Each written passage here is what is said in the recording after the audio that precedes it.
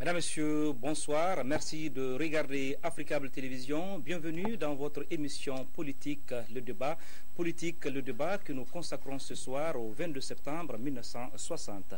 Oui, comme vous le savez, le 22 septembre 1960, le Mali, notre pays, accédait à l'indépendance, donc à la souveraineté nationale et internationale.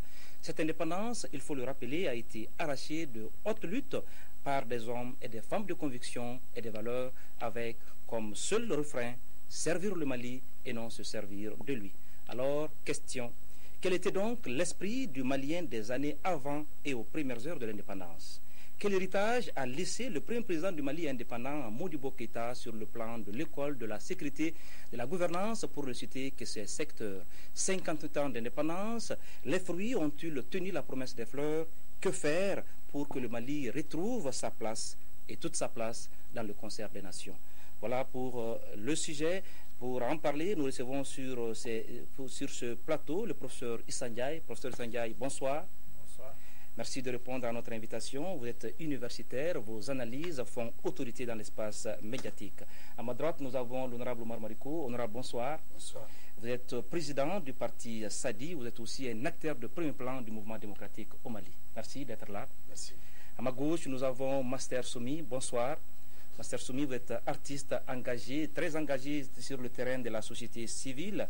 Vous étiez aussi une des figures emblématiques de la plateforme Ante-Abana, Touche pas à ma constitution. Bonsoir, merci d'être là.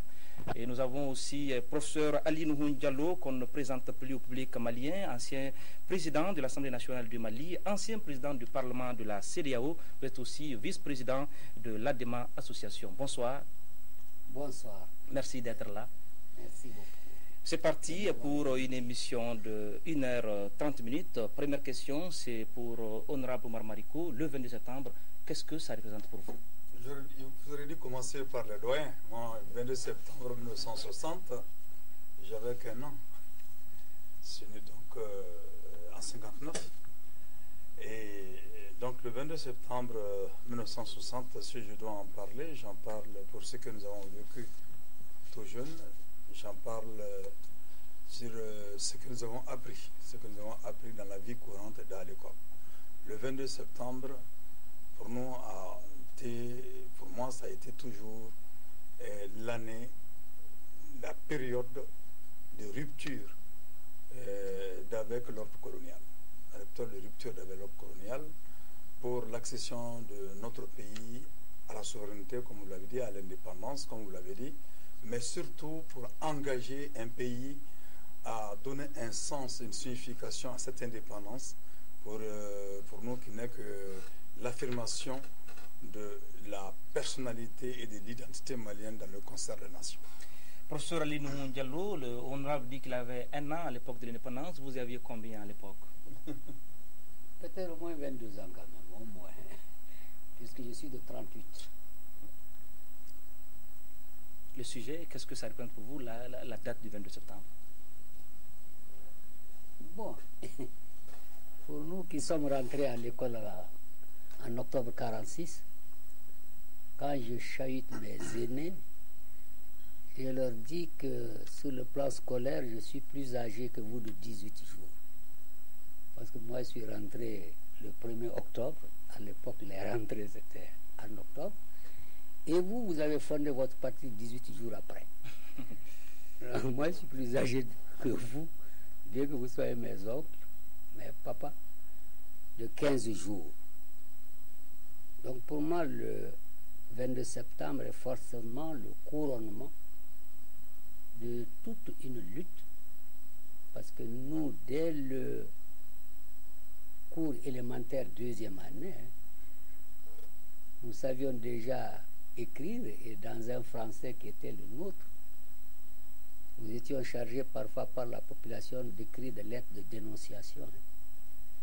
Dénonciation des exactions des gardes, des commandants, des chefs, des commandants de subdivision, des commandants de cercle, des chefs de canton. Donc nous avons été mêlés à la lutte pour l'indépendance très très jeune. 10 ans, 12 ans déjà. Et à 14 ans, nous sommes au cours normal de Sévaré. Un an après, c'est le 7 mai 1954, c'est Dien Bien Phu. Le général Phu Nguyen Giap prenait le camp retranché de Dien Bien Phu. Et le père d'un de vos ou deux de vos collègues, Habib Diombele, qui était en 5e à l'époque, et nous en 6e, est venu taper à toutes les portes pour dire sortez, sortez, sortez. L'impérialisme français est vaincu. Le colonialisme français est vaincu. Pour la première fois dans l'histoire, une armée de colonisés bat à plate couture une armée de colonisateurs. Donc voilà, nous, l'atmosphère le sentiment dans laquelle nous avons grandi. Donc, est-ce que le 22 septembre arrivé, oui. nous avons dit que c'est la continuation de Dien Bien Phu. Le 1er novembre 1954, l'Algérie aussi prenait les armes. Donc c'était un contexte, un climat qui nous engageait tous dans la lutte. Hein. D'accord. Professeur Issandiaï, rapidement, le 22 septembre, qu'est-ce que ça fait pour vous? Le 22 septembre, j'étais encore gamin, hein. On était à l'école primaire, mais ce que je retiens essentiellement de cette époque, c'est un sentiment de fierté d'être souverain. Le mot indépendance résonnait beaucoup dans notre esprit. Et surtout ce que je retiens de cette époque en tant que gamin de l'époque, il était porté par un homme qui avait un visage, c'était Modibo Keïta à l'époque, qui impressionnait. On ne pouvait pas être indifférent à la personne de Modibo Keïta. Peut-être que sa force de conviction était telle que cela se reflétait dans ce qu'il disait, parlait avec conviction dans les actes qu'il posait. Et nous, gamins, on était très fiers donc d'être nouvellement indépendants et d'être maliens à l'époque. Master Soumi, vous, c'est le regard jeune sur le 22 septembre, mais qu'est-ce qu'il représente pour vous? Parce que c'est l'histoire quand même dans tous les cas. Merci Ataer, merci d'abord pour l'invitation sur ce plateau. Et je tiens à saluer tous mes aînés aujourd'hui qui sont là autour de cette table pour échanger sur ce sujet aussi important.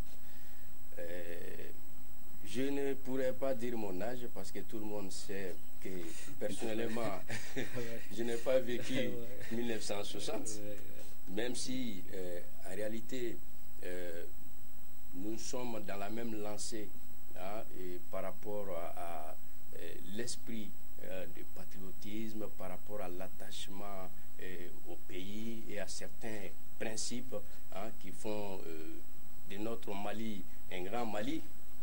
Donc le 22 septembre, c'est un jour historique.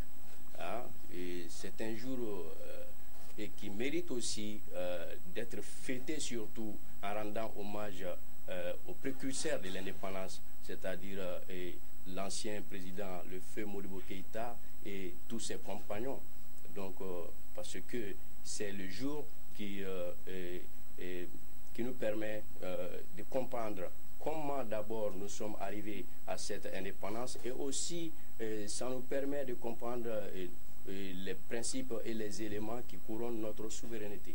Donc voilà, c'est comme ça que je vois le 22 septembre et c'est un jour qui mérite d'être magnifié par l'ensemble du peuple malien. Mesdames, Messieurs, pour une meilleure compréhension de ce sujet, nous allons ensemble évoquer quelques aspects. Quel était l'esprit du Malien aux premières heures de l'indépendance? Ça serait le premier aspect. Le deuxième, quel héritage a laissé le président Modibo Keïta? On ne peut pas citer tous les aspects, mais sur l'école, la sécurité et la gouvernance. Et puis, qu'est-ce qu'on en a fait aujourd'hui de cet héritage? Et à la fin, que faire pour que le Mali retrouve sa place et toute sa place dans le concert des nations? Voilà pour le fil conducteur. Honorable Omar Marikou, quel était l'esprit quand le Mali prenait l'indépendance? Bien. On nous a compté, nous avons appris, nous avons lu, nous avons compris. D'abord la colonisation. mon père, ma mère nous ont parlé. Notre éducation des pionniers, tout jeune, nous a appris. Ce que nous avons compris, c'est que avant l'indépendance, il y avait donc une exploitation féroce des Maliens. L'exploitation féroce des Maliens, la colonisation qui prenait tout et qui ne retournait pratiquement rien. Je me souviens 2 mots avant de parler de l'esprit.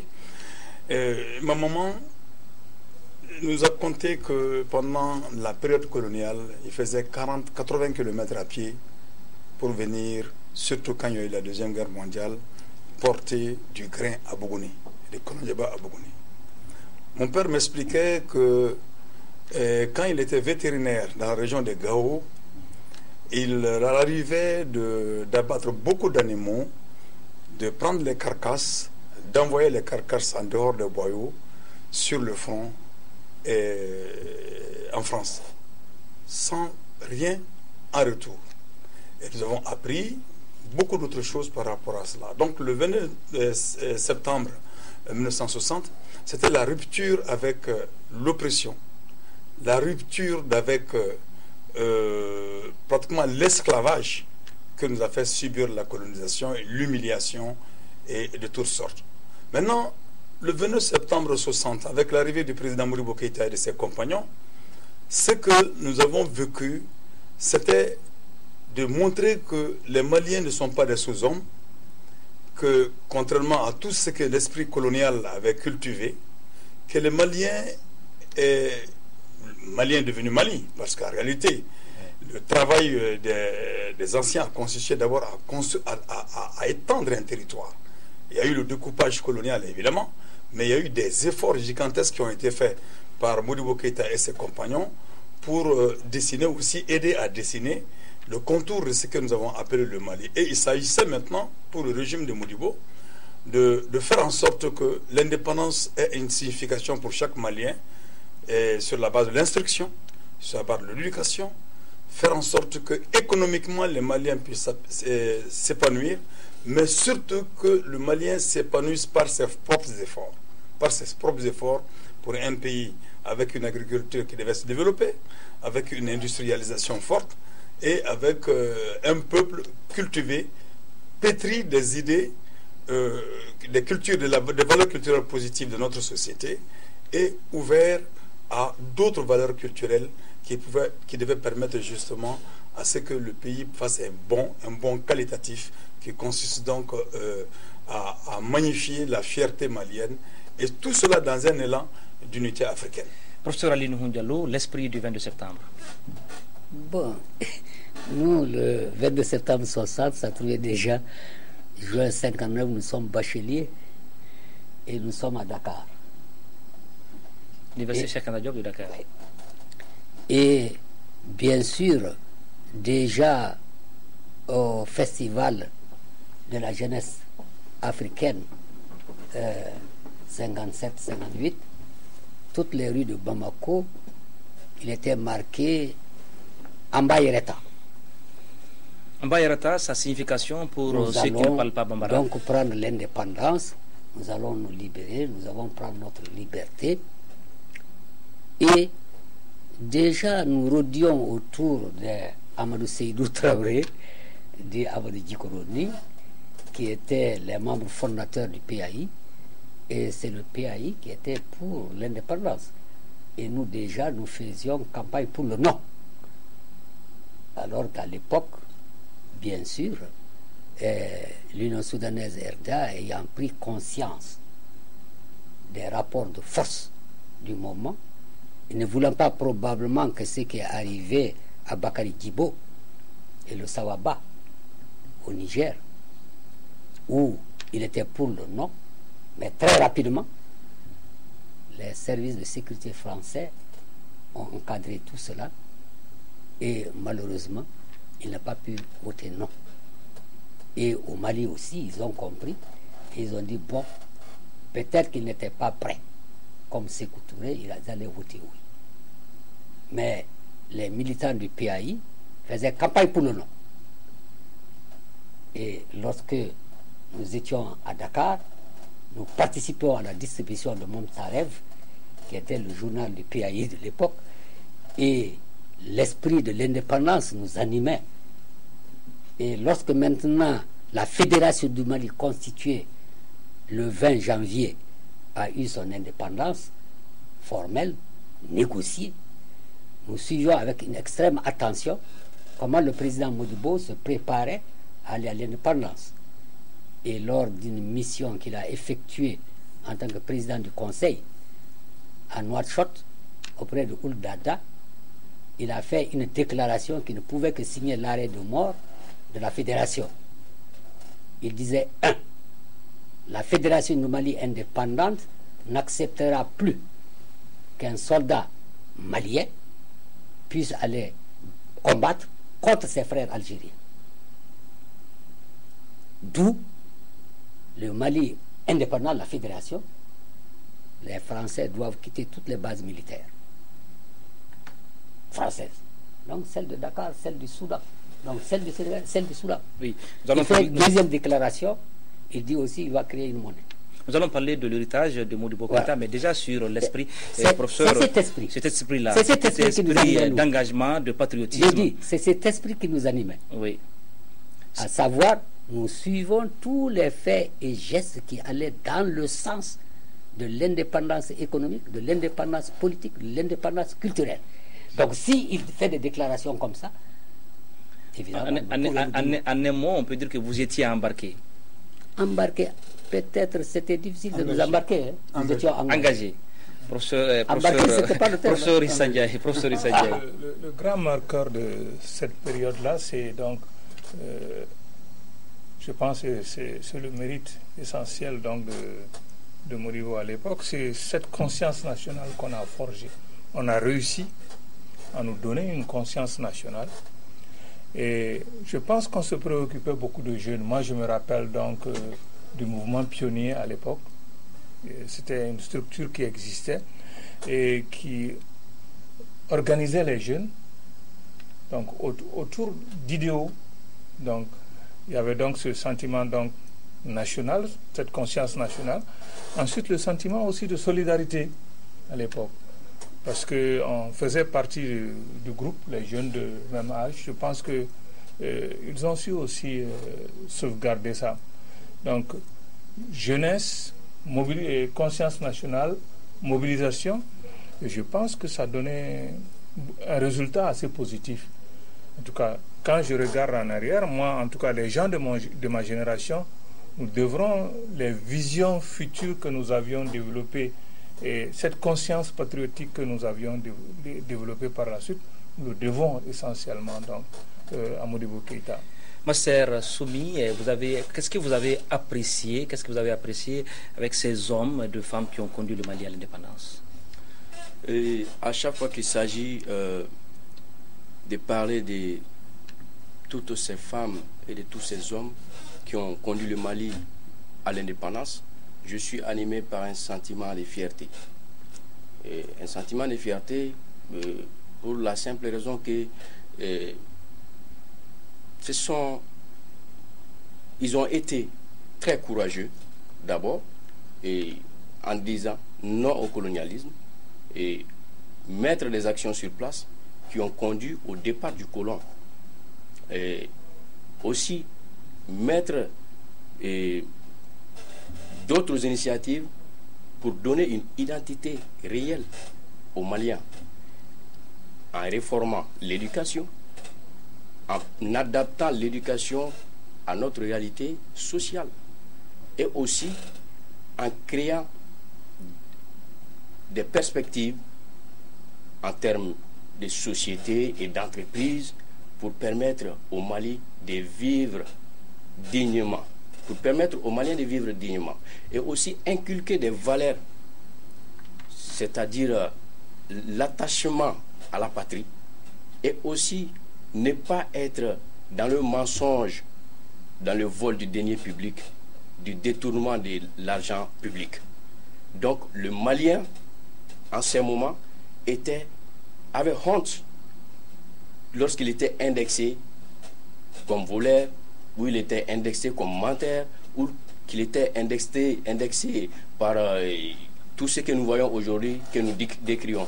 Donc, nous avions des valeurs et pendant ce temps-là, donc, à chaque fois qu'il faut parler de ces hommes, moi, je suis animé par ce sentiment de fierté. Sentiment de fierté, c'est ce qui anime Master Soumi, artiste engagé. Nous allons maintenant parler, avant de parler de l'héritage de Modibo Keïta, je vais relancer sur cette question, sur cette belle formule de Issa Ndiaye, une contribution dans la presse malienne. Issa Ndiaye disait, le sentiment national, je cite, le sentiment national et l'esprit patriotique semblent désormais se conjuguer au passé. Fin de citation.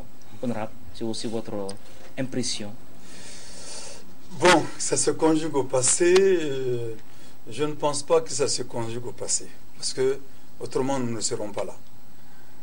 Et je peux comprendre aussi Issa Ndiaye, c'est parce que c'est des valeurs qui sont devenues tellement des denrées rares qu'on peut poser des problèmes de leur conjugaison au passé. Pour dire simplement que le 22 septembre, c'était l'affirmation du patriotisme, la lutte anti-impérialisme, et l'anti-impérialisme c'était de travailler à la décolonisation de tous les pays africains et de faire en sorte qu'il y ait la rupture avec tout ce qui était servitude avec le colonialisme. Et les forces étaient développées par rapport à cela. Si vous conjuguez au passé, c'est comme si absolument rien n'est resté. Mais évidemment, au sommet de l'État, là, je peux comprendre encore Issa Ndiaye, lui-même sera certainement pour développer ce qu'il a voulu dire par là. Je peux le comprendre dans le sens où ces valeurs se conjuguent au passé à la tête de l'État, à la tête des différents États, ce qui interpelle en réalité tous ceux qui sont venus après le régime de Modibo Keïta, tous ceux qui sont venus et qui n'ont pas fait preuve certainement de la même ardeur dans le patriotisme, dans la même ardeur pour le panafricanisme, l'unité africaine, et pour la construction du socialisme. Il ne faut jamais oublier ça, parce que le régime de Modibo avait engagé le pays vers une option politique qui requiert de chaque citoyen malien de conjuguer au présent et à tout moment l'indépendance à travers donc la liberté exprimée par chaque citoyen. Donc à mon avis, donc c'est cet esprit-là que Modibo a dessiné certainement au niveau de la jeunesse à travers le mouvement pionnier, au niveau de la jeunesse à travers l'école, la décolonisation des esprits, et puisque cette école a laissé des traces et qui fait aujourd'hui qu'il y a la résistance pour que ces valeurs qui sont conjuguées au passé, au sommet de l'État malien, résistent pour la reconquête donc, de ces valeurs. Donc voilà. Rapidement sur l'héritage de Modibo. L'héritage de Modibo, d'abord, parlons d'école. L'école sous Modibo, professeur Issa Ndiaye, professeur Ali. L'école. L'école, héritage de l'école. Professeur. Je pourrais dire deux mots en tant que. Vous allez avoir la parole. Le professeur. Donc nous allons pour une meilleure compréhension de ces aspects-là, nous allons aller par étapes. D'abord sur l'école. En ce qui concerne l'école, je voudrais dire rapidement, en tout cas, ce qui caractérise cette période de Modibo, c'est l'exemplarité. Donc c'est très important, surtout dans la politique, exemplarité, parce que le dirigeant doit être exemplaire pour que les autres puissent comprendre et suivre. Donc ça c'est important. La question de la souveraineté, je pense que très tôt, Modibo avait compris que l'école était un instrument de domination de la conscience aux mains de la colonisation. Donc c'était un enjeu stratégique pour lui. Il fallait retirer cela donc des mains du colonisateur. C'est ce qui explique la réforme de 1962, qui a été une rupture. Il fallait retourner l'école à la nation. Donc il y a eu cette réforme qui a été une grande rupture à l'époque et qui a permis d'être un grand marqueur au niveau donc de la politique de l'Union soudanaise RDA et un exemple pour l'Afrique. Et cette réforme a même été saluée par l'UNESCO à l'époque, qui en a fait un modèle de décolonisation donc des consciences. Je pense que on sent aujourd'hui ce que cette réforme a apporté. Moi, je suis le produit de cette réforme. Le professeur Ali Nounou Diao, Diallo aussi est le produit, a fourni des cadres et des cadres de qualité donc, à l'école malienne. Aujourd'hui, c'est complètement dans l'impasse. Nous allons parler d'aujourd'hui. Mais ça veut dire on reste sur hier. On reste sur hier. L'école Somodibo était une école de qualité. Était une école de qualité, une école aussi donc de travail. Et au niveau de l'encadrement aussi, c'était les meilleurs cadres qui devenaient enseignants. Modibo lui-même était major de sa promotion. Donc ce sont les meilleurs qui devenaient enseignants. Et ceci était très important. Et il y avait une éthique du point de vue donc de cet encadrement-là. Le maître n'était pas seulement celui qui enseignait dans la classe, mais c'était aussi un exemple de conduite pour les jeunes qui étaient scolarisés dans le quartier, non seulement dans le quartier, mais dans leur environnement de tous les jours. Cher Soumi, pour vous faire encore réagir, c'est toujours l'histoire, l'artiste que vous êtes s'y retrouve certainement. L'école sous Modibo Keïta, qu'est-ce que vous avez aussi apprécié avec cette école-là? Bon, personnellement, ce que j'ai eu à dire... Les cadres sortis de cette école sous Modibo. Ce que j'ai eu à dire du fait qu'il y ait cette réforme d'adaptation de l'école aux réalités sociales. Donc au débat, déjà, ça c'est une très grande chose. Et parce qu'aujourd'hui, j'ai l'habitude de dire donner quelques éléments aux gens par rapport à cette question de l'école malienne. Il y a beaucoup, certainement, qui en ont parlé lors des dernières élections. Mais j'ai dit, au Mali, vous avez souvent 5000 juristes, sinon 7000 juristes, sinon plus, qui finissent chaque année dans un pays qui n'a pas 80 tribunaux. Hein? Donc, maintenant, personnellement, je n'ai rien contre ces autres formations que nous faisons comme psychologie, sociologie, etc. Machin. Mais nous sommes un pays d'agriculture, d'élevage, de pêche. Pourquoi ne pas créer des conditions, mettre des perspectives sur place, former les gens, hein, pousser les jeunes vers la formation professionnelle? Moi, je pense que c'est cela aujourd'hui qui pourra nous permettre de nous développer, entre guillemets. Puisque jusqu'à présent, on nous dit, on nous berne tous les jours que nous sommes des pays en voie de développement. Souvent, on nous dit, vous êtes sous-développés. Donc, voilà, moi, je pense que Modibo avait déjà pris ce chemin en permettant l'école d'aller vers la formation professionnelle, pour donner plus d'autonomie. Plus d'autonomie et plus d'indépendance aux Maliens lui permettant de vivre dignement. Professeur Ali Diallo, vous êtes de cette école-là, vous êtes fier de cette... Pardon, moi je ne suis pas un produit de l'école de 62. La réforme de 62, j'étais déjà étudiant. Voilà. Et la forme de 62 a été une belle réussite pour la simple raison que l'école de Modibo, Ablaye Senghare, c'était juste un commis expéditionnaire, mais qui a su gérer l'école malienne avec maestria, si on dit. Et il a su regrouper tous les cadres de l'enseignement, non seulement du Mali, et quelle que soit leur obédience politique, qu'ils soient RDA, qu'ils soient PAI, qu'ils soient PSP, etc. Ils ont été tous regroupés. Qu'ils soient nigériens, des gens comme Abdou Moumini Diofo, des Kizerbo ont participé à ces réformes, les Béanzais ont participé à ces réformes, tous ceux-là qui devaient aller au secours de la Guinée indépendante et à qui la France a retiré tous ses cadres, étaient là pour la réforme de 62. C'est pour ça, ça a été une réforme, comme il l'a dit, appréciée par l'UNESCO et qui a fourni des cadres que nous allions recevoir en France. Nous avions fini déjà, des étudiants venus pour intégrer Alfort, pour intégrer l'école vétérinaire de Lyon, l'école vétérinaire de Toulouse, l'école d'agronomie Grignan, et ils étaient tous brillants et réussissaient ces concours au même titre que leur...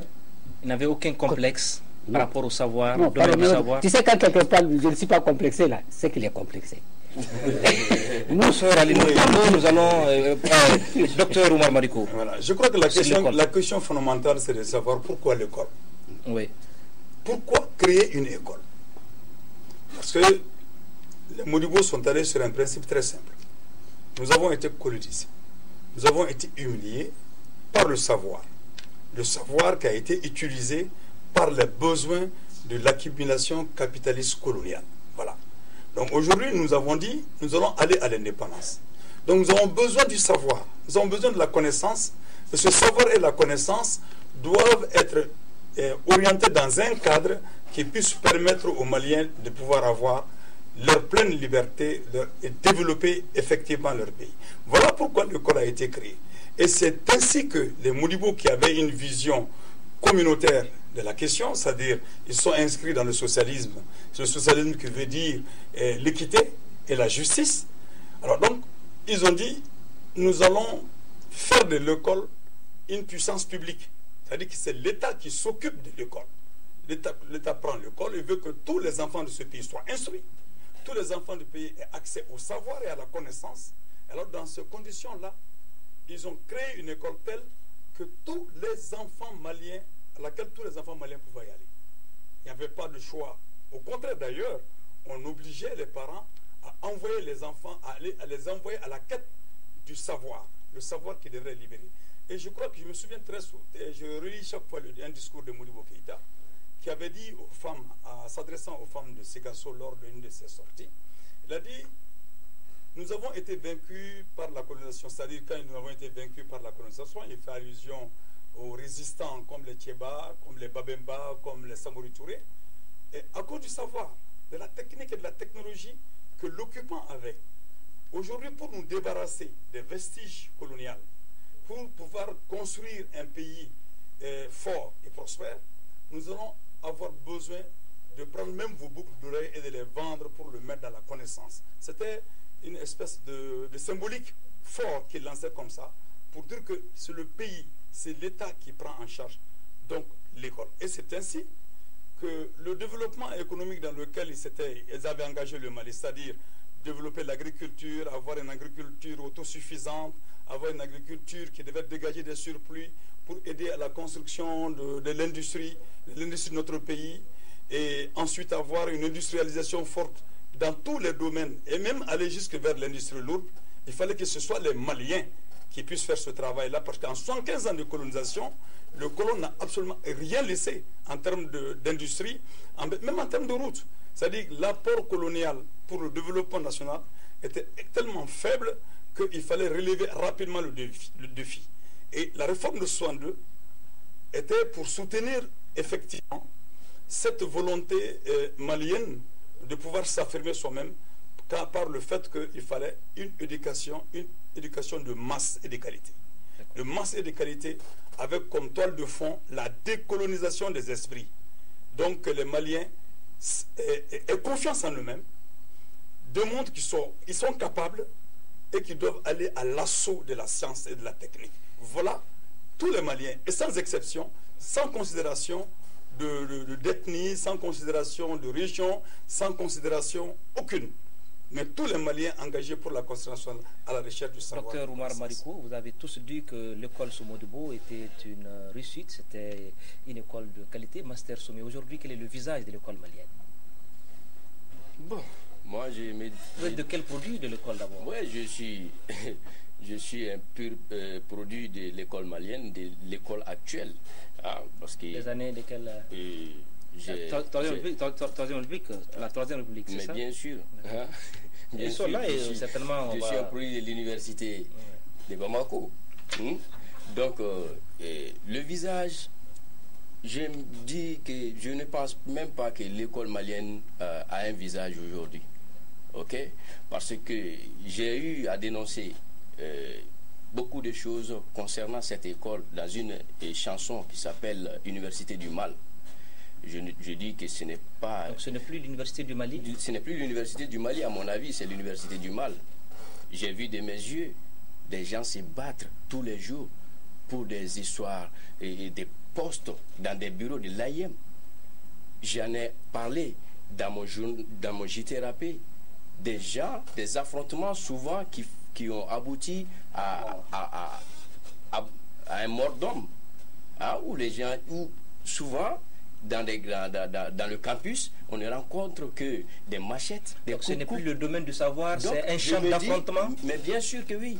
Je me dis, qu'est-ce qui se passe? Il y a des étudiants de carrière à l'AIM, des gens qui sont sur la colline, c'est des gens qui ne passent pas, ils ne redoublent pas, ils ne sont pas renvoyés. On peut dire que c'est des éternels étudiants. Mais bien sûr, je dis, il faut supprimer l'AIM.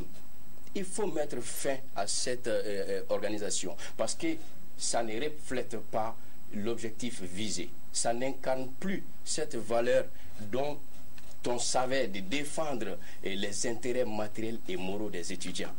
À partir du moment où on se bat tous les jours, et on se blesse tous les jours sur la colline pour des raisons d'argent, de parking, et etc. C'est une école qui est devenue une école de la honte pour moi. D'accord, école de la honte, professeur Ali Nouhou Diallo est là, il a été l'ancien président de l'Assemblée nationale du Mali, et ils sont nombreux les Maliens qui disent que l'école est allée à lambeau avec la Troisième République. Qu'est-ce que vous répondez? Dès pratiquement 1968, à partir du moment où... Donc vous n'êtes pas responsable de l'échec de l'école malienne? J'ai dit, dès 1968, il ne faut pas brûler ces étapes-là. Quand on dit une bonne relation vaut mieux que 10 ans d'études. Quand on va ramasser les enseignants à partir du congrès de 70, deuxième congrès de l'UNTM, raser les enseignants, les faire chanter à la radio, amis soldats, amis soldats. Quand le pouvoir dit, vous avez lu vous-même, Mao Tse-tung, il a dit que le pouvoir est au bout du fusil. Nous avons le fusil aujourd'hui. C'est nous qui avons le pouvoir et c'est nous qui dictons notre volonté. Quand Atayer, un déclarant de douane, peut loger un professeur d'université et qui vient l'inquiéter chaque mois pour payer le loyer, et le professeur d'université en moto, le déclarant en douane, est peut-être dans plusieurs voitures. Ça lance comme message, le savoir ne sert à rien. L'école ne sert à rien. Et ça, c'est à partir de 1968. Quand Ali Niane, syndicaliste du SNEC, réuni par le général Moussa Traoré, qui à l'époque a dit quand même il faut qu'il rencontre les forces vives. Ali Niane dit, ta fille porte une robe que tu n'as pas achetée, mais tu ne peux pas lui dire où est-ce qu'elle a eu cette robe. Ta femme te fait peut-être une sauce, tu rentres, tu manges, mais tu n'as pas donné le nasongo, mais tu ne peux pas lui dire, tu ne peux pas lui demander les comptes, où est-ce qu'elle a eu l'argent. Quand ton salaire, tu es enseignant, fait 1 mois, 2 mois, et c'est le 3e que tu as un salaire, comment veux-tu que l'école marche?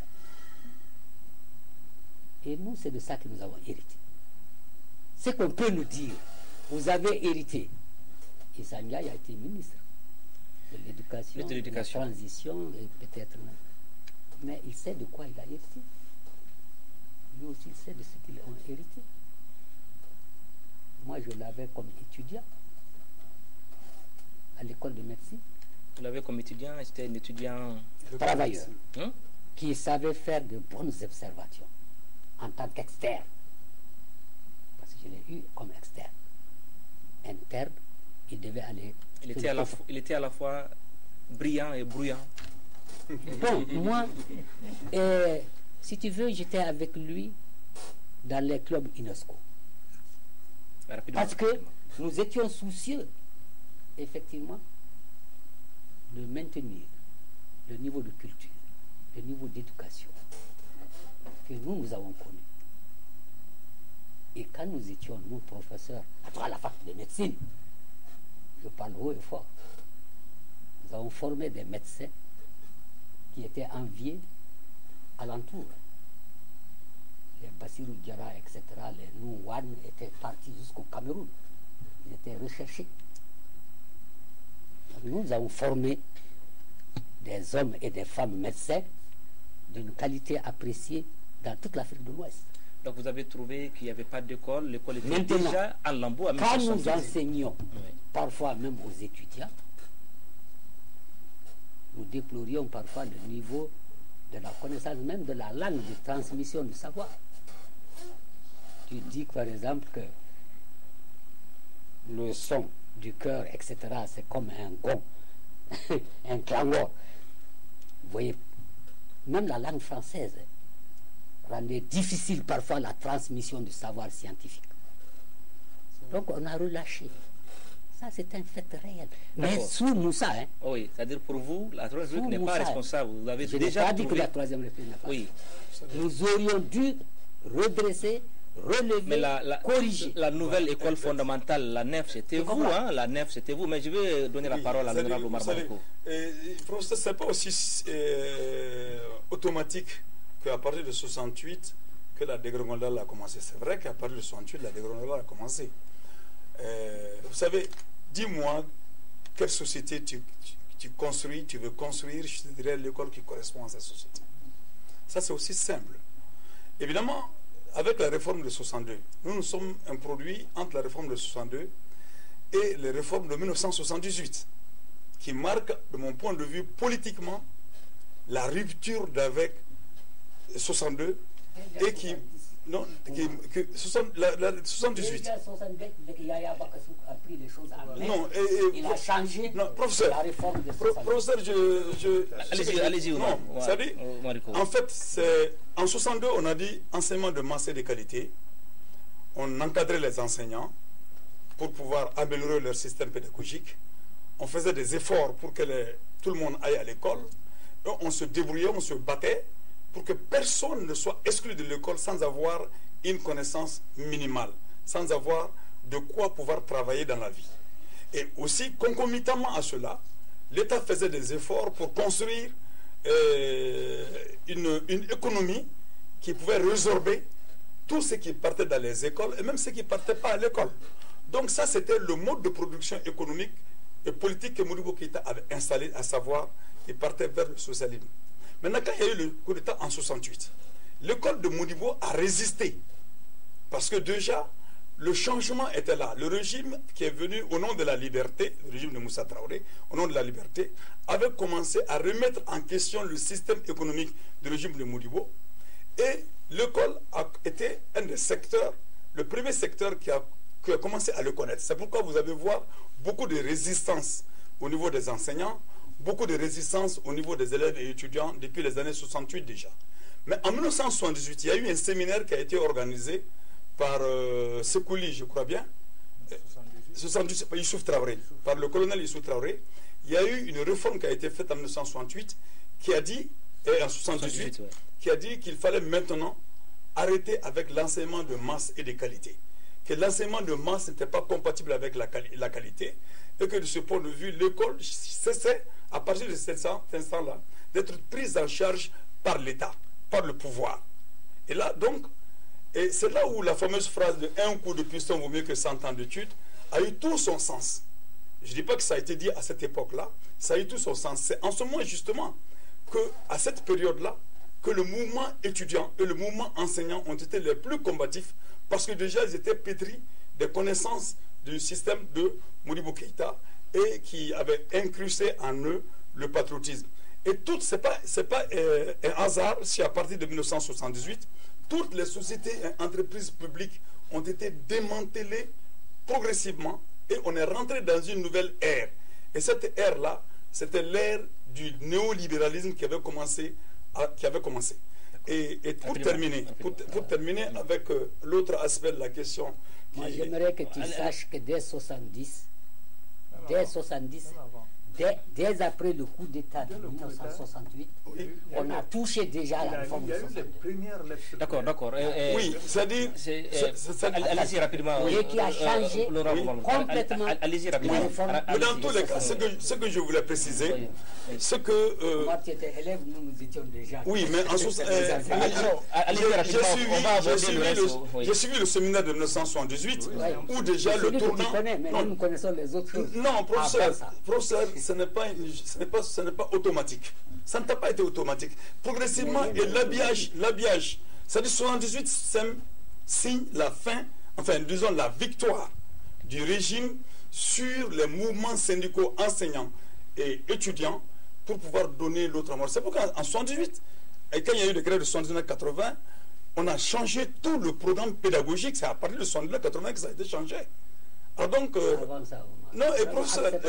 nous allons... maintenant, rapidement, parce qu'il y a... Maintenant, sur le plan politique, on est rentré dans les préceptes du FMI et de la Banque mondiale. FMI, Banque mondiale, malheureusement, l'école que vous avez avec le visage, l'école actuelle là a un visage. C'est un visage du néolibéralisme. Et ce néolibéralisme a pris son élan avec justement le FMI et la Banque mondiale, qui est venu sur les ruines déjà d'une économie, installer un monde de pensée. Et là, ce qu'on peut dire, c'est que 91, c'était un tournant que le Mali devrait prendre. Mais malheureusement, ça a été la rupture dans la continuité. Et là, je ne suis pas du tout d'accord avec vous quand vous posez le problème de l'AIM sous cette forme-là. Avez-vous agi de la même manière que ceux d'aujourd'hui? Non, pas du tout. Oui. Voilà, si vous n'avez pas agi de la même manière que ceux d'aujourd'hui, l'AIM aussi a perdu son sens. Non, pas du tout. Il demande à ces conditions l'armée pour vous. Ce n'est pas une question qui doit être posée. Non, si, c'est une question qui doit être posée, mais c'est un débat qu'il faut ouvrir. Mais à quoi c'est une organisation qui ne reflète plus? D'accord, mais la question ce n'est pas sur l'AM, ma sœur Soumi, Mariko, ce n'est pas sur l'AM. Quand on parle d'AM, on vous sent très embarqué, très engagé. Mais la question, on reste encore sur l'école malienne. Rapidement. Non, parce que simplement, je sais l'orientation qu'on a insufflée à l'AM. Et ce n'est pas sans la responsabilité des pouvoirs, des différents pouvoirs du mouvement démocratique jusqu'à aujourd'hui. Donc les étudiants... L'AM a été instrumentalisé après, très instrumentalisé. Merci beaucoup, c'est ce que je voulais dire. Professeur Issandiaï, quel est aujourd'hui le visage de l'école malienne et qui en est le responsable? Il faut le dire très nettement, c'est le régime de Moussa Traoré qui porte la responsabilité historique de la casse de l'école malienne. C'est juste. Et ça n'a pas commencé, hein. J'ai dit que dès 68, dès décembre 68, les premières lettres circulaires ont commencé à circuler. On a commencé à détricoter la réforme de 62. D'abord, il y a eu ce dont Ali a parlé, ce dont tu as parlé, on a déconsidéré l'enseignant. L'enseignant était devenu un homme à abattre. Il y a eu une répression féroce des enseignants. Ça, c'était le premier problème. Ensuite, il y a eu une politique de désinvestissement brutal de l'État par rapport à l'école. Donc, une forme de privatisation rampante qui explique, bon, peut-être qui a pris un visage net à partir donc de ce séminaire de 78 avec Youssouf Traoré, où on a privatisé l'école, voilà, en quelque sorte. Et on est dans ce créneau-là du libéralisme. Or, stratégiquement, l'esprit de Modibo Keïta, il avait compris que si on veut développer un pays, il faudrait que l'État prenne en main son système éducatif. C'est une arme stratégique pour le développement d'un pays. Quand vous abandonnez cette arme stratégique et vous laissez dans les mains de l'initiative privée, ça ne marchera jamais. La preuve est que ce n'est pas seulement le cas du Mali. Faites un tour de la sous-région. Aujourd'hui, il y a un constat flagrant, c'est que l'enseignement privé n'a pas apporté les résultats attendus. Et donc, ça pose une question de politique. Et je pense qu'à l'époque, on avait compris. Donc, la baisse de qualité, la baisse de rendement, la baisse même du niveau aussi des formateurs, la formation des formateurs a été laissée, a été abandonnée. Avant, les enseignants qui étaient formés, pendant les vacances, suivaient des stages de perfectionnement. Pour des raisons financières, on a arrêté tout cela. Aujourd'hui, le bilan est assez catastrophique. Il est vrai que En 1991, quand le mouvement démocratique a pris le pouvoir, le mouvement démocratique savait, c'est d'ailleurs par ce bout de l'enseignement que le système a pété. Il y avait des réformes urgentes et des politiques qu'on devrait mener, qu'on n'a pas eu le courage de mener. Et on a continué dans cette politique de privatisation, c'est vrai.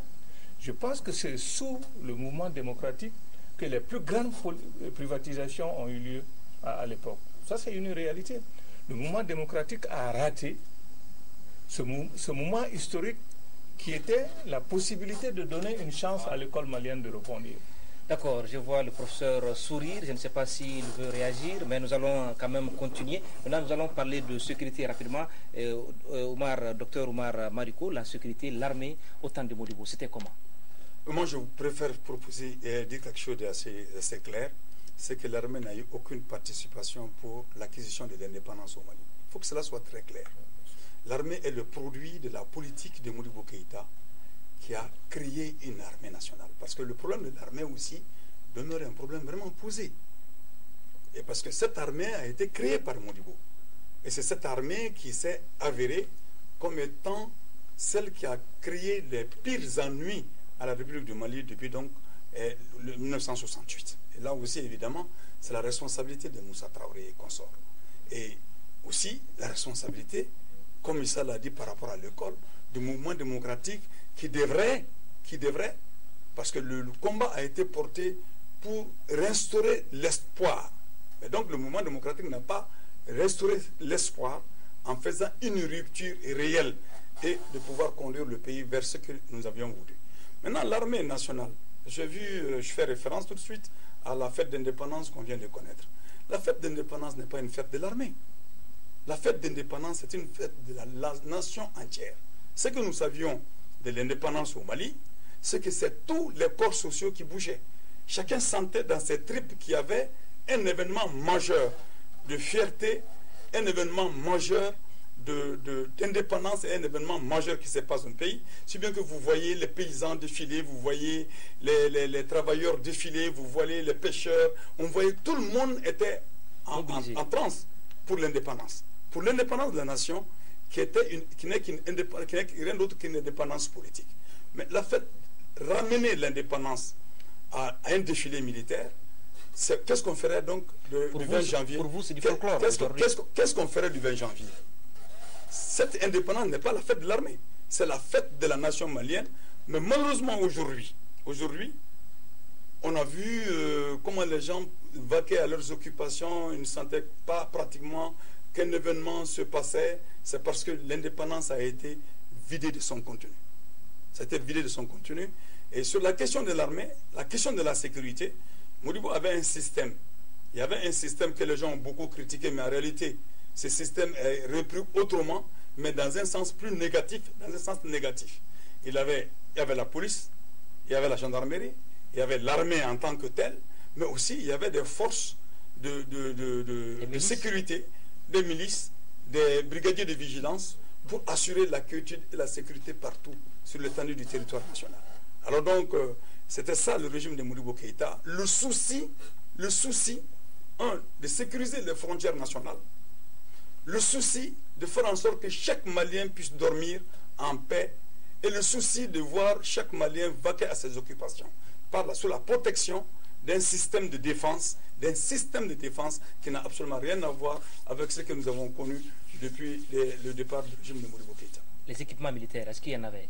Rapidement, avant de donner la parole à oui, ça, le Mali avait des équipements militaires que même les missiles qui ont été détruits, les missiles Pichora qui ont été détruits par Soumirou Boué Maïga quand il était ministre de la Défense. C'est des missiles que le Mali a eu de l'Union soviétique avant la France. La France n'avait pas ce modèle. Les MiG, on les avait. Les orgues de Staline, on les avait. Et il y avait surtout la formation qui se faisait régulièrement. Alors donc, de ce point de vue, c'est une armée sans commune mesure avec ce que nous avons connu aujourd'hui. Et pas seulement sur le plan militaire, sur le plan armement, mais sur le plan de la conscience. Et de la formation. De la conscience de la formation à vouloir défendre une nation. Bon, évidemment. Master Soumi, qu'est-ce que vous avez appris de l'armée sous Modibo Keïta? Bon, je ne saurais dire beaucoup de choses sur l'armée sous Modibo, mais la seule chose que je sais est que quand même, Modibo est arrivé à sécuriser l'ensemble du territoire malien. Et les gens intégraient l'armée par conviction. Aujourd'hui, beaucoup de gens intègrent l'armée parce que simplement à la fin du mois, il y a un salaire. Ou beaucoup sont des recalés du DEF ou du BAC, ils sont amenés vers leur tonton colonel ou machin pour intégrer l'armée. Donc, quand je regarde par exemple le défilé militaire, et je suis parfaitement d'accord avec Honorable, le défilé et le 22 septembre n'est pas que le défilé, n'est pas que militaire, n'est pas que pour les militaires. J'ai vu des photos des 22 septembre qui ont été sous Modibo où tout le monde défilait.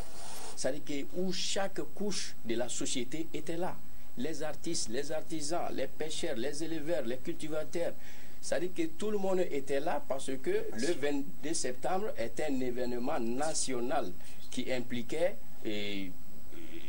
la contribution et la participation de toutes et de tous. Donc il y avait ce sentiment. Aujourd'hui, quand je regarde le défilé militaire qui a lieu le 22 septembre passé, quand vous regardez les drapeaux, les militaires qui défilent avec des engins, tout ça là c'est beau. Mais nous sommes animés par un sentiment d'amertume. Hein? Oui, on regarde tout ça là est beau, mais moi, artiste, je ne peux pas aller faire un concert à Kidal. Oui, je ne peux pas aller jouer tranquillement à Tombouctou. Nous allons parler de l'armée. Nous allons parler de l'armée aujourd'hui sous la Troisième République aussi. Nous allons en parler. C'est Moussa Traoré. On va un peu revisiter l'histoire. Professeur Issa Ndiaye, l'armée sous Modibo, elle était comment? Est-ce que c'était une armée dont le Malien était fier? Je pense que le cadre historique qu'il faut tracer, c'est la conscience nationale. Hein. Parce que c'est pas l'arme qui fait la guerre, hein, c'est l'homme. Il faut mettre l'accent sur l'homme. Et Modibo avait compris ça. Il avait mis l'accent sur l'homme.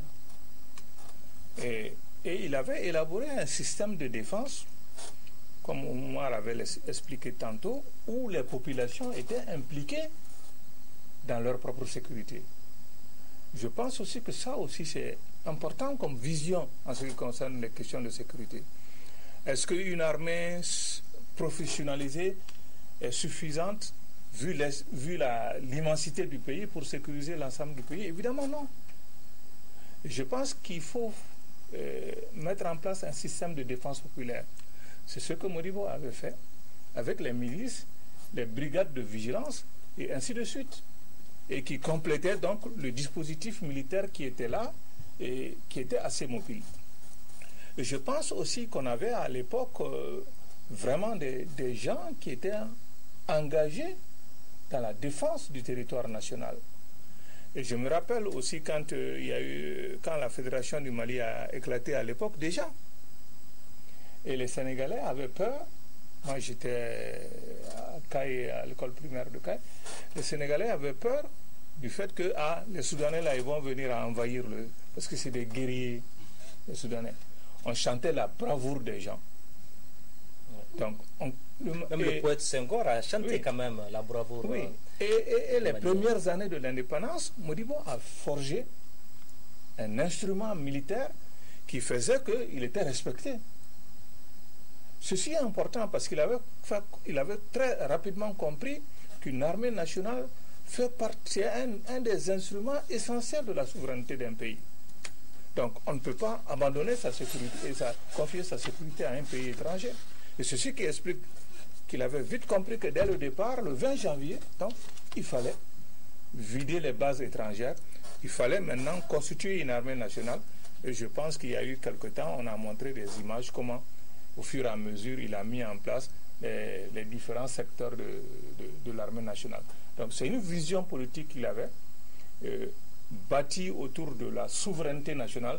Je pense qu'on ne pourrait pas comprendre l'œuvre de la Première République de Modibo Keïta sans avoir comme fil conducteur cette notion de souveraineté nationale, de patriotisme. Donc Modibo était jaloux de la souveraineté nationale. Absolument. Il était jaloux de l'indépendance du Mali. Professeur Ali Nouhou Diallo, l'armée. Il était très jaloux de tout ça. Mais finalement, j'ai de la distance par rapport aux deux premiers intervenants pour la simple raison que nous étions les cadets de Gabou Diawara, de Corentin, de Badrasso, de Arunasso, de Laminso, nous étions juste leurs cadets, quoi. Et donc, nous savons très bien comment Oumar disait tout à l'heure que les militaires n'ont en rien contribué à l'indépendance du Mali. Moi, je nuance cette pensée. Quand je sais que des hommes comme Issa Ongoyba, colonel de son état aujourd'hui, des hommes comme Samba Sangaré, paix à son âme, des hommes Ablaye Frédéric Traoré, ont voté non au référendum de 58 tout en portant la tenue militaire. En Algérie, où ils étaient en guerre, l'Algérie. L'armée coloniale. Oui. Ils ont voté non au référendum de De Gaulle, de 58. De 58, ouais. Et je sais que, ne parlons pas des Dibi, Diarra, des capitaines Alassane Diarra, des capitaines Bakary Kamara, des Jamboulon Sabaké, de Ouattara, Mami Ouattara. Tout ceci, c'est des hommes qui avaient une conscience aiguë de ce que c'est que la patrie. Ils pouvaient parfaitement continuer à évoluer dans l'armée coloniale au moment de l'indépendance. Ils ont choisi librement de rentrer chez eux. La France leur a fait une cour assidue pour qu'ils restent. Vous serez de misérables si vous rentrez chez vous. Si vous restez dans l'armée française, vous verrez que vous aurez tout. Ils ont dit qu'ils préfèrent rentrer. Ils sont nombreux.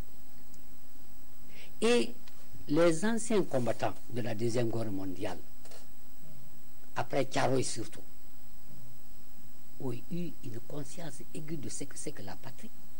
On leur a dit, sur les champs de bataille là-bas, qu'ils défendaient la mère patrie française.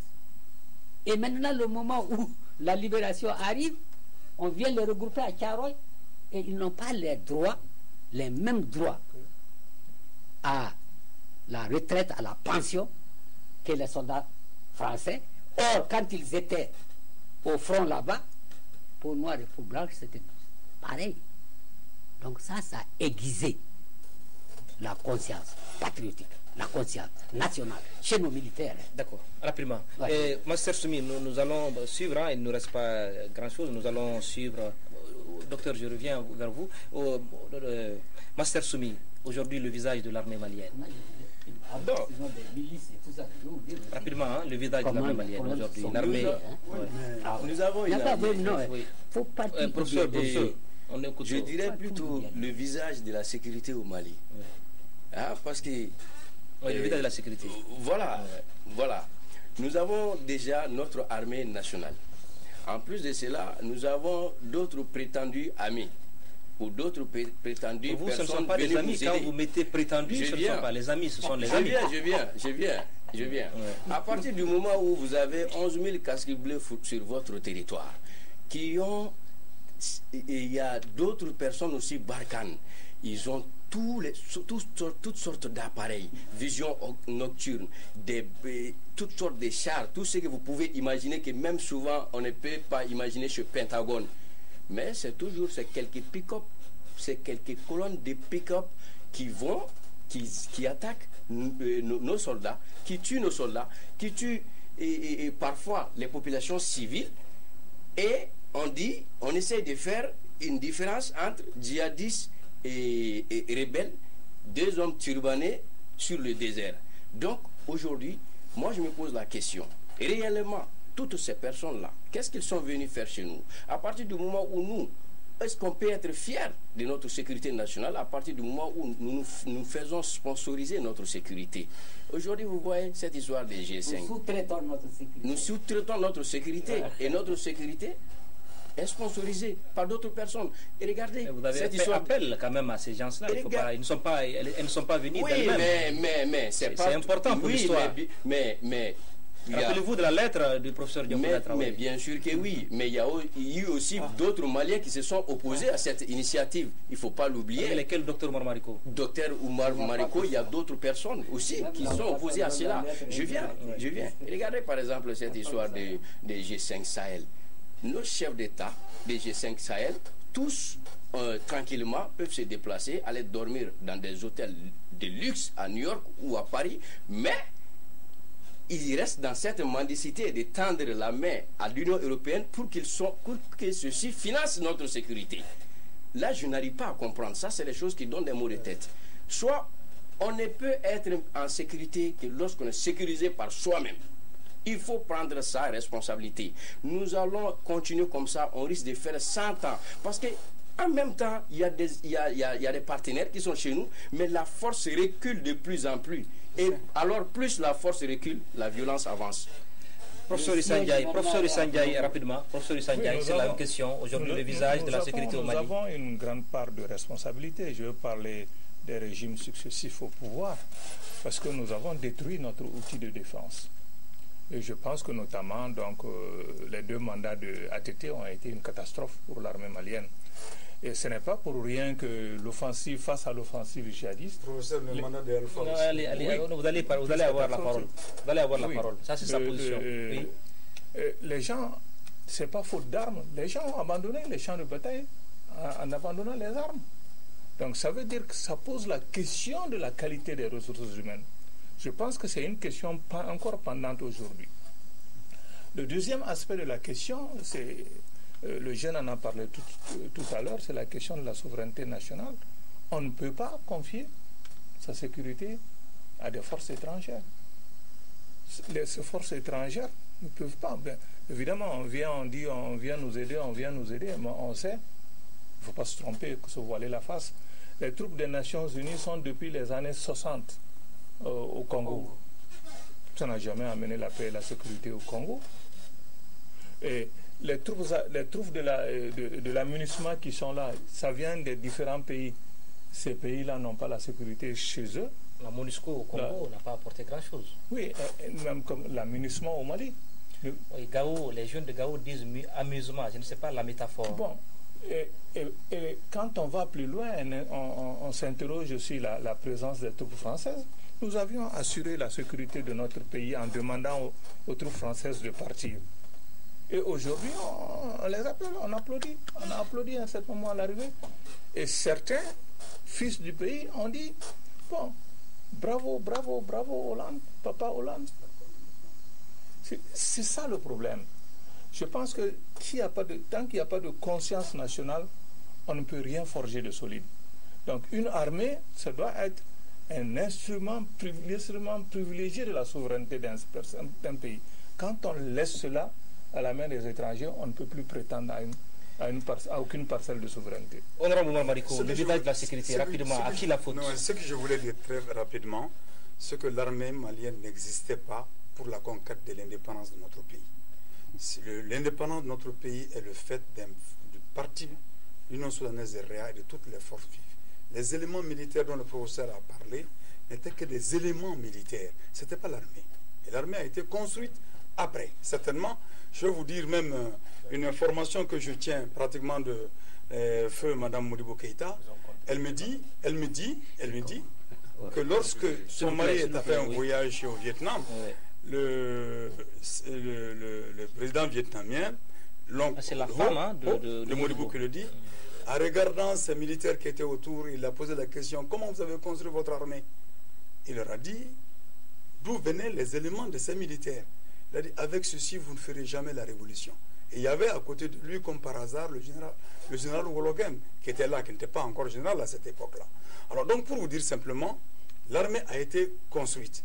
Et le Mali a été construit sur la base d'une action politique.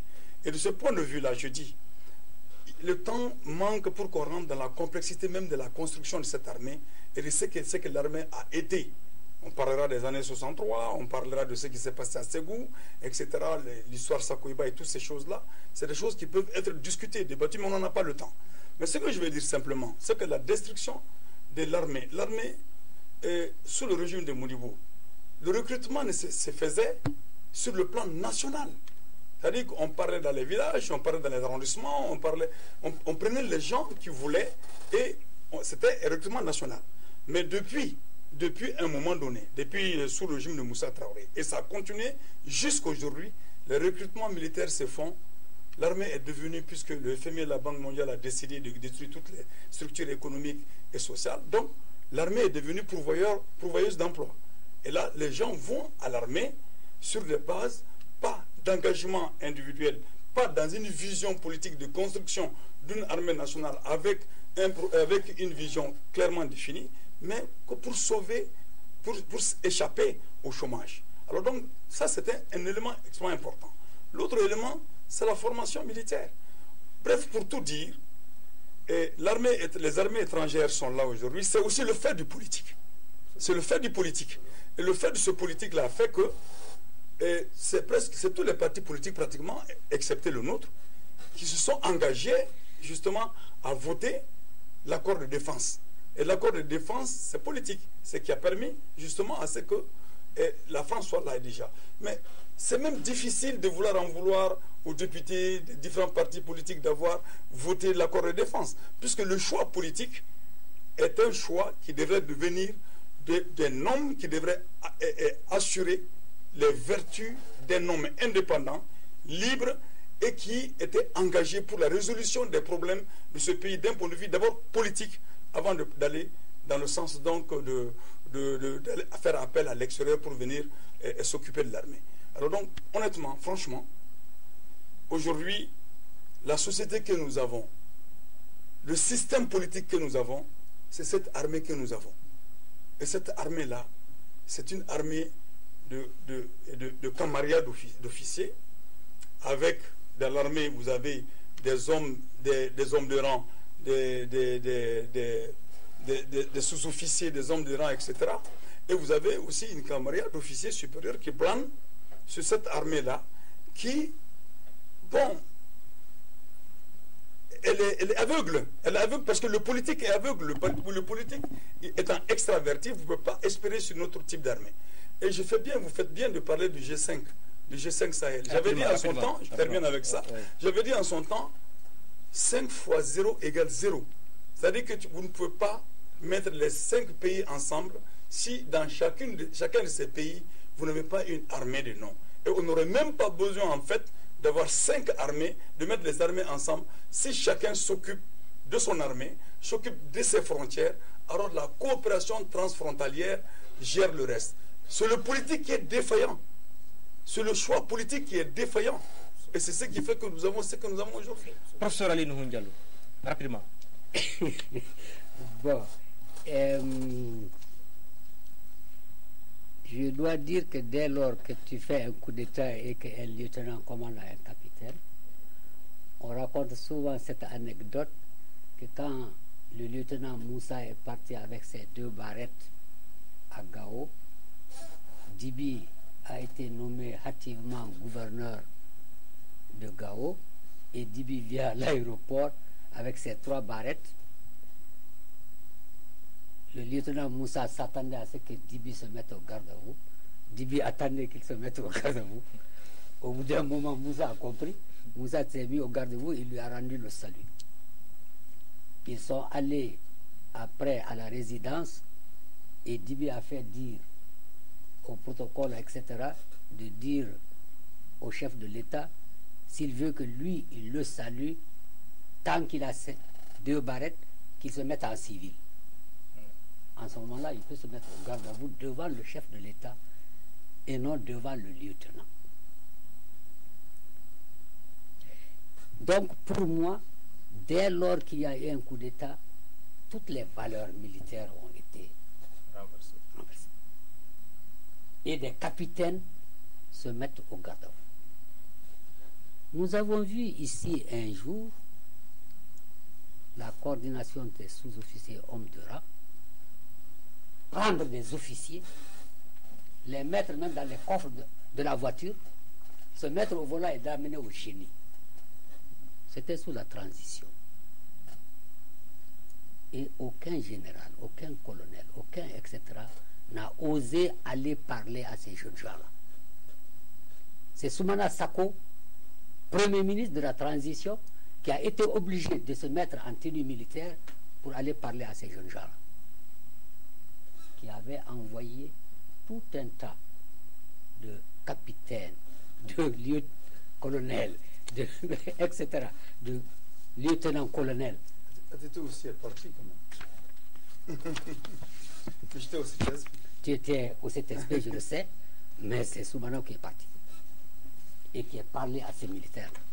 Oui, rapidement, professeur. Oui, rapidement, Oui. mais puisque la prochaine, on va te demander de minuter le temps de parler de chacun. Voilà. Attention. Parce que nous, on surveille, hein, mais on ne dit rien. Bon, ceci étant, ce que je veux dire, depuis cette période-là, où la valeur militaire n'est plus le critère pour avancer en grade, je suis arrivé un jour à Mopti, président de l'Assemblée nationale. Ces jeunes de la coordination des sous-officiers hommes du rang viennent me trouver et disent: Monsieur le Président, nous sommes venus te dire, nous refusons de convoyer le bateau qui va au nord si nous n'avons pas nos pères diem et nos arriérés. Je dis: ah bon? Vous êtes dans l'armée pour ça? La guerre a éclaté dans notre pays et vous dites que vous n'allez pas au front et vous posez des conditions pour aller au front. Si jamais je rentre, vous tous vous irez devant la cour martiale. Il était dur, hein, très amer. Tu comprends? Et effectivement, j'ai pris conscience de la gravité qu'il y avait dans notre armée. Je me suis rendu immédiatement à Sikasso en demandant au gouverneur d'appeler son homologue et de lui dire que je viens. Je veux rencontrer tout le corps d'armée qu'il y a là-bas, tous les corps. Je les ai rencontrés tous. J'ai dit: un syndicat dans les forces armées et de sécurité, comment voulez-vous que l'armée marche? Tous les officiers étaient très contents. Je rentre à Bamako. Les lundis, c'est la réunion du comité exécutif. Le président Guillaume Kounda, ministre d'État, ministre de la Défense, me dit: mais de quoi tu te mêles? Je dis: c'est très simple. Tous les hommes politiques que tu connais n'ont-ils pas écrit sur l'art militaire? Qu'il s'appelle Mao Tse-tung, qu'il s'appelle Ho Chi Minh, qu'il s'appelle Giap, qu'il s'appelle Che Guevara, qu'il s'appelle commandant Castro. Donc, les politiques sont obligés de s'intéresser à l'armée. Sinon, on ne peut pas construire une armée sérieuse. Je dis: bien, Tchonkunda, moi je suis le secrétaire politique du parti. Et puis je te dis une chose. À qui autorise la déclaration de guerre? C'est l'Assemblée nationale. Il dit: comment veux-tu que nous autorisions de déclarer la guerre si nous ne savons pas l'état réel des forces armées et de sécurité? C'est aberrant. Donc, je dis, notre gouvernement doit tout faire pour que cette coordination disparaisse. Moi, je n'ai pas été entendu à l'époque. J'ai convoqué une, comment vous appelez ça, la conférence des présidents, en intercession, réunion extraordinaire, pour décider d'une commission ad hoc qui va écouter tous les chefs d'état-major de toutes les armes et pour terminer, écouter le ministre de la Défense pour que nous puissions mettre de l'ordre dans nos forces armées et de sécurité. Bon, le président Alpha a mis du temps à comprendre ce que j'étais en train de faire et c'est après qu'il a pris la décision de mettre Boubacar Sadassi à la défense. Et quand Boubacar Sadassi est venu, première opération, les élèves Jambra. Deuxième opération, la coordination des sous-officiers hommes du rang. Il était en train de mettre de l'ordre. Quand il est mort dans les circonstances que vous savez, il n'y a jamais eu d'enquête. sur la mort de Boubacar. Jamais. Je dis donc vraiment, nos forces armées et de sécurité, pourquoi Bougari, Sangaré, ou bien comment il s'appelait, a été dégradé pendant la guerre Haute-Volta Mali. Burkina Mali. Pourquoi il a été dégradé? On nous dit toujours que l'armée de Moussa était puissante, l'affaire de Moussa, etc. Mais à partir du moment où tu envoies l'équipe de Dibi mourir, après tu envoies l'équipe des élèves gendarmes, ensuite tu envoies ton entourage lui-même, Yoro Diagité, Siméon, etc. Tu envoies ceci aussi mourir. Et puis en 78, 28 février, combien de gens sont partis à Taoudémi, à Kida? Donc l'armée a été décimée par Moussa Traoré. Les MIP ont été écrasés. Donc vraiment, arrêtons très souvent de s'auto-flageller tout le temps le mouvement démocratique. Nous aurions dû redresser encore une fois. Nous aurions dû corriger. Mais tout dépend des rapports de force du moment. Professeur Alino Diallo, c'est un cri de cœur. Tout dépend des rapports de force du moment. Oui, est-ce que le mouvement démocratique pouvait? Professeur, le rapport de force se construit. Vous avez arrivé au pouvoir. Toi, tu es arrivé au pouvoir au Saint-Esprit. Et l'autre est arrivé au pouvoir au Saint-Esprit. Ça. Parce que Amadou Toumani est allé prendre Moussa Traoré. Oui. Oui. Donc, les forces armées et de sécurité donne la parole à étaient mieux organisées que nous. Professeur Ali Diallo, ce n'est pas le professeur, on ne fait pas ici le procès du mouvement démocratique, c'est sûr. Hein, non, c'est que nous sommes des acteurs du mouvement démocratique, c'est juste l'histoire, hein, c'est pour que chacun puisse savoir ce qui s'est passé, quel était l'état de notre armée. Moi, je suis en train de dire ce qui s'est passé. D'accord. Vous avez un mot rapidement, avant de passer la parole à... Des faits. Je voulais simplement dire que les sujets que vous avez abordés sont un peu trop. Et à mon avis, on peut passer, je vous suggère, passer tout un mois pratiquement sur des débats thématiques de cette nature-là. La rédaction va apprécier, la rédaction d'Apricable appréciera. Parce que je vais simplement dire que la gestion d'une nation est une question de vision. C'est une question de vision, c'est une question d'option politique. Et à partir de cet instant-là, on peut faire meilleur jugement. Une chose est claire aujourd'hui, c'est que l'actualité commande à dire simplement que nous ne sommes pas sortis de l'ornière. Que nous ne sommes pas sortis de l'ornière et qu'une nouvelle conquête est à faire. C'est-à-dire le Mali doit reconquérir sa souveraineté et son indépendance. D'accord. On me fait signe au niveau de la réalisation que nous avons 10 minutes pour clore cette émission. Le temps d'antenne qui nous est imparti. Rapidement, nous allons maintenant à l'autre aspect, nous allons l'occulter et puis nous allons passer à la question que faire. Master Soumi, vous avez fait le diagnostic, la sécurité, l'école, l'état d'esprit du Malien. Aujourd'hui, est-ce que vous pouvez que faire pour que le Mali puisse retrouver sa place et toute sa place dans le concert des nations? D'abord, que faire? Je pense qu'il faut d'abord commencer par le côté de la justice au Mali. La justice. Il y a un problème de justice sociale au Mali. Et il y a une crise de confiance entre la justice et les justiciables au Mali. Et quand vous partez, par exemple, dans la grande prison de Bamako, qui est-ce que vous allez trouver là-bas? Des voleurs de motos Jakarta, des voleurs de téléphones, etc. Mais pendant que les vrais voleurs de la République sont tranquillement dans leur salon, ils ne sont pas inquiétés.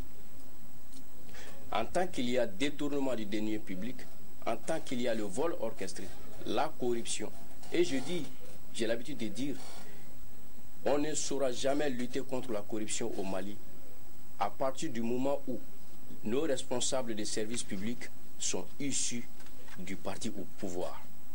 Parce que ce sont ces mêmes individus qui pillent l'argent du contribuable pour financer souvent les activités du parti au pouvoir. En plus de cela, qu'on essaye de dire la vérité aux Maliens. Qu'on n'essaye pas de montrer tout le temps que, ah non, c'est que l'État fait bien. Il y a un problème de débat au Mali. Mais il suffit seulement de dénoncer ou de critiquer pour qu'on te taxe d'un tel ou d'un tel, qu'on sorte de cela. Il y a un tel, mais il y a aussi d'autres Maliens souciés du devenir du Mali. D'autres Maliens qui se préoccupent du lendemain du Mali. D'autres Maliens aussi qui ont comme préoccupation majeure le développement réel du Mali. Il faut, comme l'honorable a dit à un moment, il faut aller sur de nouvelles bases. Le Mali doit impérativement reconquérir sa souveraineté. Professeur Issa Ndiaye, rapidement, que faire pour que le Mali retrouve sa place? C'est quand même, à mon avis, un peu trop facile de dire, de mettre tout sur le compte de l'État, quoi. Interrogeons nous-mêmes en tant que citoyens maliens. Je pense que le mal est là, le mal est plus profond. Ceux qui nous dirigent aujourd'hui ne sont que le reflet de ce que nous sommes en réalité. Et je pense que c'est là où il y a le drame. Nous avons perdu au niveau du citoyen malien ordinaire le sens de la patrie, la conscience nationale. Et tant que nous serons ainsi, avec cette philosophie du Djinnikanimi, du sauve qui peut en quelque sorte, on ne peut pas construire un pays. Donc je pense qu'il est fondamental, la question essentielle, c'est de construire un Malien nouveau, un Malien de type nouveau, un Malien patriote, conscient, travailleur et sérieux. Nous avions des valeurs au départ de la Première République que nous avons perdues aujourd'hui. Comment faire pour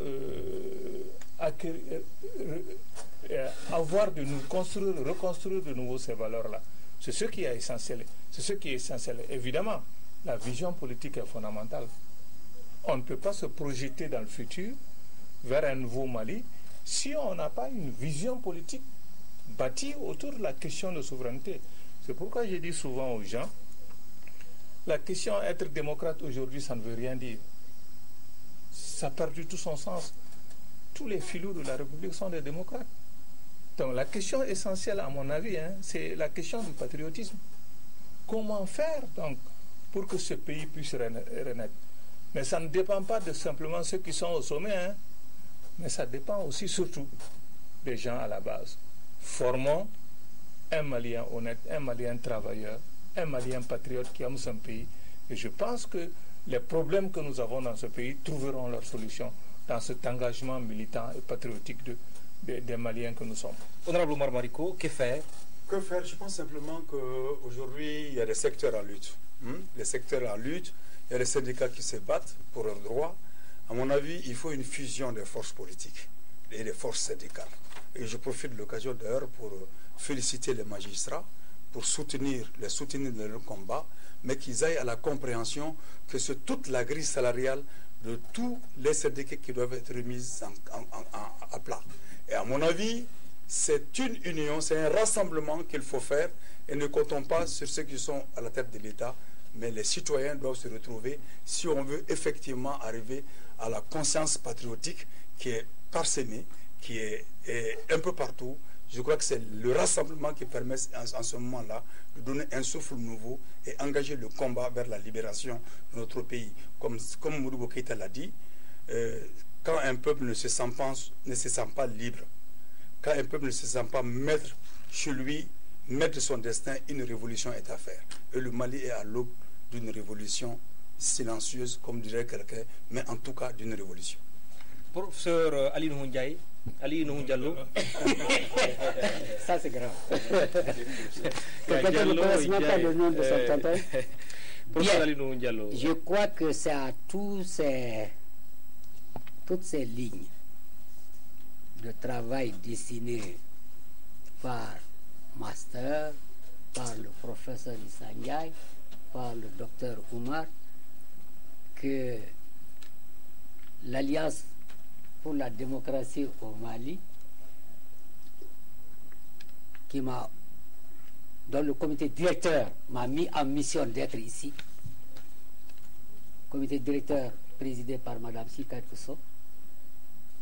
Nous sommes là-bas, quelques personnes dans le comité directeur, dont des gens plus âgés que moi, encore moi qui ai 80 ans. Je pense à mon grand frère Mamadou Yakouba Maïga, bien que malvoyant, vient toujours à nos réunions, parce que quand il s'agit du Mali, à ton appel Mali, eh bien nous répondrons toujours. et sans attendre ni une promotion, ni un sou, ni qu'on nous flatte, ni etc. Et nous sommes résolus, comme dit l'hymne de Mali, quand l'ennemi découvre son front, au-dedans ou au dehors, nous sommes résolus à mourir. Et c'est ce qu'il faut aujourd'hui, des hommes et des femmes résolus à mourir pour l'unité du Mali, pour l'intégrité du territoire national, pour sa souveraineté. On dit souvent, et on me pose souvent la question, si Serval n'était pas venu, qu'est-ce que vous seriez devenu? J'ai dit peut-être Yad Agali serait à Kourouba. C'est un Malien. C'est peut-être un djihadiste. C'est peut-être etc. Mais une chose est certaine, c'est que la donne aurait changé et que les Maliens, et tous les Maliens, pas seulement de l'Est, pas seulement du Sud-Est, pas seulement du Nord-Est, pas seulement du Nord, pas seulement du delta intérieur qu'on appelle aujourd'hui centre, mais même les Issandia et le Kaïla se seront concernés s'il y a des haies à Kourouba. Ils se sentiront obligés de défendre la patrie malienne et que la patrie malienne soit gérée selon la voie démocratique, la loi patriotique, la loi républicaine. Et en ce moment-là, nous serons tous mobilisés. Et tout le peuple malien sera mobilisé par la force des choses. Merci. Professeur Ali Nuhu Diallo, merci. Professeur Issa Ndiaye, merci. Master Soumi, artiste engagé, merci. Honorable Omar Mariko, vous définissez comme l'avocat des pauvres. Merci d'être là.